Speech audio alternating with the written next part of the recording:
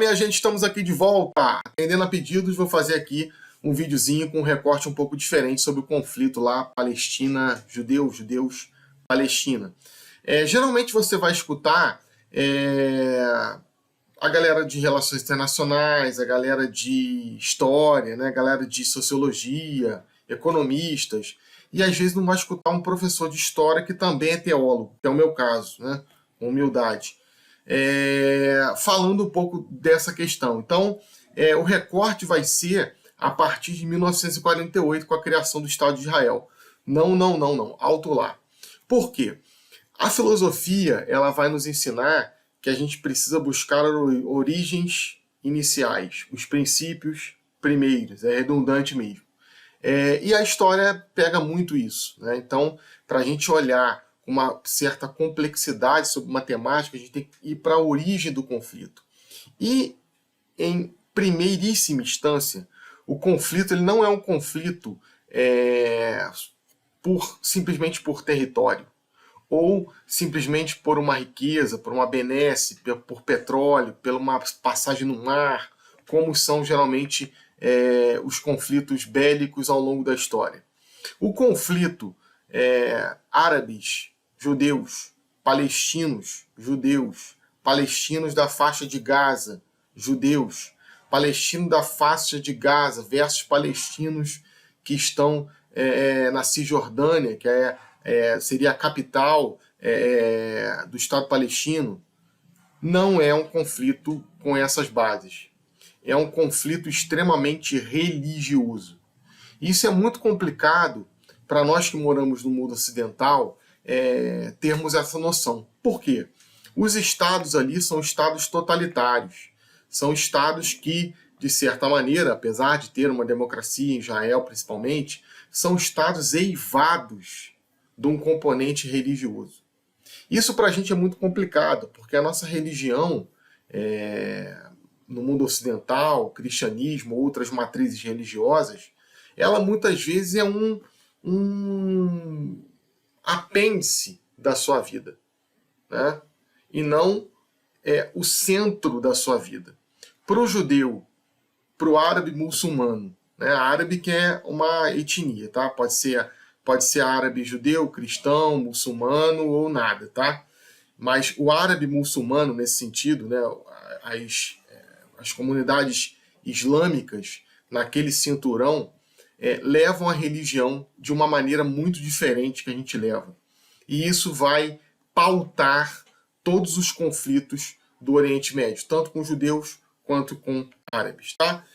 Vamos começar com o judaísmo, porque a gente vai conseguir ilustrar um pouco a partir do judaísmo e você vai pegar a cerne, a origem do conflito bélico ali. Tá? Então o judaísmo é o povo da aliança. A gente tem duas alianças no judaísmo, basicamente.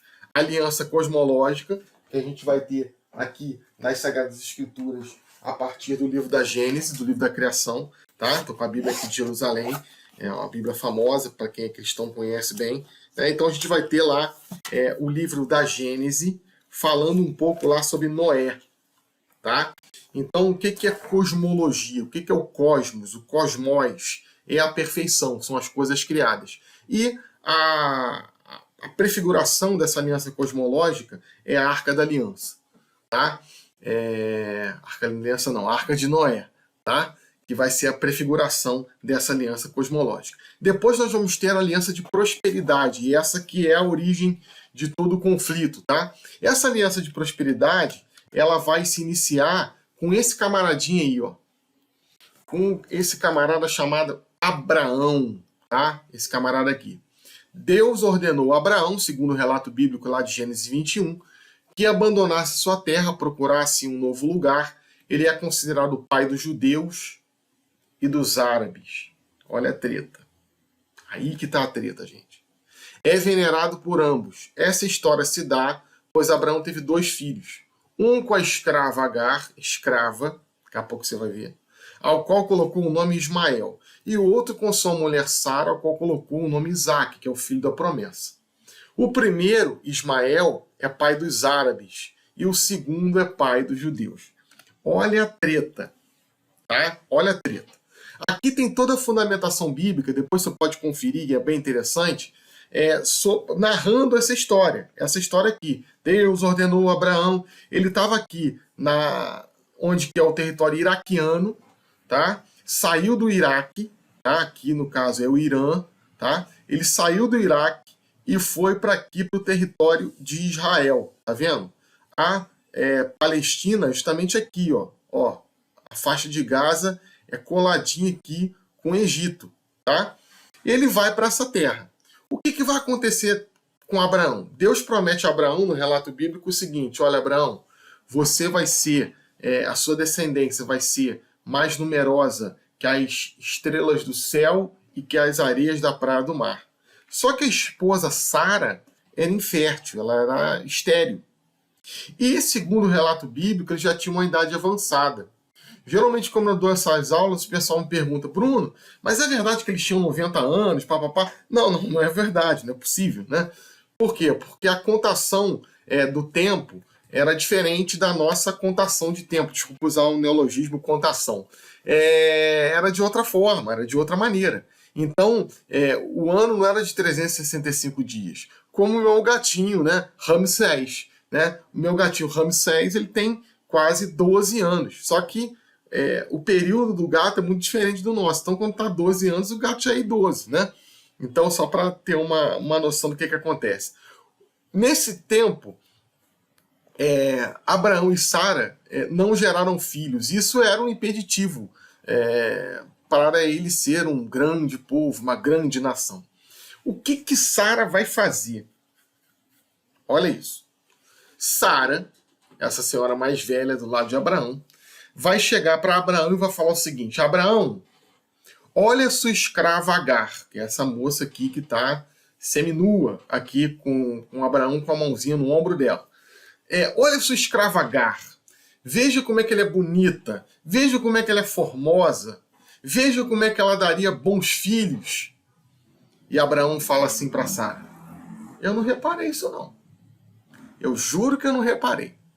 Abraão, entre na tenda de Agar e tenha com ela sua descendência e parentela, porque meu ventre é seco. Bruno, mas como é que pode o relato bíblico? A esposa mandando o marido ficar com outra mulher? Porque era um período pré-decálogo, pré-mosaico. O que isso quer dizer? Não existiam os 10 mandamentos. Então Abraão, ele tinha posses, ele tinha escravos, ele tinha rebanho de ovelhas e uma série de coisas. E tudo pertencia a ele. Então Agar é uma escrava de Abraão. Então ele tinha poder também sexual sobre ela. Tá? Perceba, minha gente, que a escravidão é perene à humanidade. Sempre existiu escravidão. O que Abraão fala para Sara? Olha, eu não queria não. Tá? Eu não queria. Mas já que você insiste, Abraão entra na tenda de Agar, é uma analogia bíblica, né? Ele faz sexo com ela e ela engravida de Ismael. Só que o relato bíblico, se você pegar lá em Gênesis 21, vai ter o seguinte: depois que Sara manda isso acontecer com o marido, com Agar, com a escrava, ela recebe a visita de um sacerdote mítico chamado Melquisedeque. E esse sacerdote fala para ela: olha, Sara, você vai ficar grávida. Ela ri. Né? E o Melquisedeque fala: porque riu de Deus, chamará Saraí. Depois disso ela vai engravida. E nasce Isaac, o filho da promessa. Só que aí começa a treta, né? Porque eu vou ter, esse aí é o grande Gustavo Doré, né? Eu vou ter uma casa com 2 mulheres. E aí começa a contenda, começa a briga, tá? Sara fala: o seu filho não é legítimo. Agar fala: não, meu filho é legítimo sim, porque Abraão é o pai dessa terra, então meu filho é legítimo sim. Aí começa a brigar. Né? Meu filho tem um PlayStation 4, meu filho joga no Serrano, aquela treta. Tá? E aí, segundo o relato bíblico de Gênesis 21:14, olha lá, Gênesis 21:14, Deus fala o seguinte: Abraão, não é bom que tenha contendas em vossa casa, briga, disputa. Despeça sua escrava Agar e seu filho Ismael, e não temas, porque também farei deles uma grande nação, maior que as estrelas do céu e que as areias da praia do mar. Aqui o Gustavo Doré coloca o cântaro no ombro de Agar, mostrando que Abraão pegou uma porção da sua herança e deu para a escrava. O que vai acontecer? A história bíblica de Agar e Ismael finda-se aí. Acaba aqui. E a história de Isaac vai começar. O que vai acontecer? Isaac vai gerar Esaú e Jacó. Jacó, que era mais esperto, dá uma pernada no irmão, tá? Deus fica irado, tá? Ele tem o sacrifício de Isaac, tá? Deus fica irado, tá? E luta com ele, tá? Lá em Gênesis 28, 10, tá? Isso aqui é a imagem de Isaac já velho, passando a primogenitura para Jacó, mas na verdade a primogenitura era para Esaú, né? E é interessante que Esaú, ele era peludo, assim, tipo Tony Ramos, e aí o Isaac vai, coloca a mão no peito, aqui na figura tá diferente, né? Mas é no peito, porque o Jacó, ele vai e pega uma ovelha, tosquia a ovelha, coloca a pele de ovelha no seu próprio peito, e o pai coloca a mão no peito de Jacó com o pelo da ovelha e pensa que é Esaú. Olha que treta, tá? Lá em Gênesis 27. E aí o que vai acontecer? Deus vai ficar irado com Jacó, e vai lutar com ele, vai mandar um anjo exterminador. E aí, esse anjo vai dar um beliscão nele, né? E ele vai virar um claudicante, vai começar a mancar. E aí Deus vai mudar o nome dele, de Jacó para Israel, aquele que lutou com Deus, tá? Lutou com Deus, literalmente, e com Deus do lado. Então, gente, Israel remete à beligerância, remete à luta, remete à batalha, remete à guerra, tá? Então, o povo de Israel nasce desse jeito. O que vai acontecer? Jacó não tinha televisão, teve 2 mulheres e teve 12 filhos. E essas são as tribos de Israel, tá? As 12 tribos de Israel. Ruben, Simeão, Levi, Judá, Dan, Neftali, Gad, Aser, Isacar, Zebulon, José, Manassés e Efraim e Benjamim, tá? Inclusive o nome lá do primeiro-ministro é Benjamim, é um nome muito comum, tá? O que vai acontecer? Esses são os filhos de Israel, esses são os filhos de Jacó. Com Davi e com o filho de Davi, Absalão, Jeroboão, vai ter a divisão das tribos, tá? As tribos do norte, 10 tribos do norte, e as 10 tribos do sul. O que vai acontecer? Se a gente pegar a tribo de Judá, daí que vem a expressão leão da tribo de Judá, tá? A gente vai pegar Davi, José, Jesus, tá? Não que Judá gerou Davi, não que Davi gerou José, tá? É da descendência, é daquela mesma tribo, tá? Isso é muito interessante. Então, o Abraão, ele é venerado também pelos cristãos. Se você pegar, por exemplo, a carta aos Hebreus, que é de uma corrente paulina, os cristãos também vão considerar Abraão o pai da fé, o exemplo de fé, aquele que creu sem nenhuma esperança. Então, Abraão também está ligado automaticamente ao cristianismo. E aí? Ismael, vou voltar lá para a figura. O que vai acontecer com Ismael? Ismael vai para a Península Arábica, tá? A Península Arábica. E no século VI vem o Islã. O islamismo é de um povo que é descendente direto de Ismael.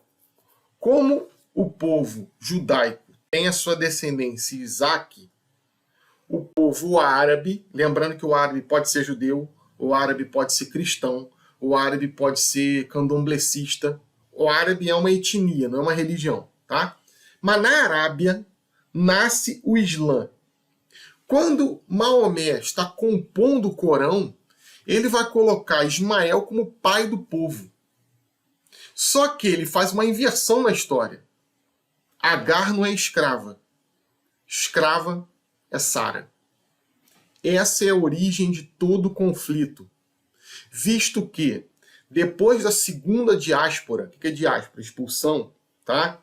Principalmente no ano 70 e depois na segunda, no ano 130, o exército romano expulsa os judeus daquele território e a Península Arábica, de certa maneira, vai tomar conta daquele território que era de Jerusalém. Então, um judeu ortodoxo ou ultra-ortodoxo vai desde criança, naquele tempo, odiar o árabe muçulmano. E vice-versa. Claro que não são todos, tá? Eles convivem de uma maneira harmônica e pacífica. São os ultra-radicais, os terroristas e aquela questão. E aí, qual que é a questão, a cerne da questão que eu estou tentando colocar para vocês nesse vídeo curtinho?